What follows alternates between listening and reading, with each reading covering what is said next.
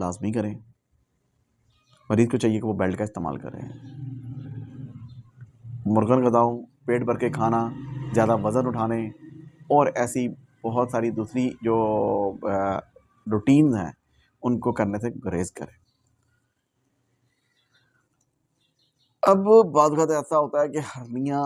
इस कदर बढ़ना ही शुरू हो जाती हैं जो सख्त होती हैं, और उनमें अगर जब गांठ बढ़ जाए या खून की रुकावट में प्रॉब्लम आ जाए या उनकी जो कारकर्दगी है उसमें अगर कोई रुकावट आ जाए या अपना वो रोल पूरी कारकर्दगी सर अंजाम ना दे सकें, तो फिर मरीज़ बीमार भी रह सकता है, उसका वज़न भी कम हो सकता है, उसकी खुराक भी प्रॉपर नहीं हो सकती, और ऐसा मरीज़ जो है वो बड़ा फ़ौरन बीमारी की तरफ जो आ जाना और वज़न गिरना उसका शुरू हो जाता है, उसको बुखार भी रहना शुरू हो सकता है। अब हर्निया ज़रूरी नहीं है कि वज़न उठाने की वजह से होता है, ये अचानक गिरना, चोट लगना या पैदाइशी तौर पर पेट की दीवार का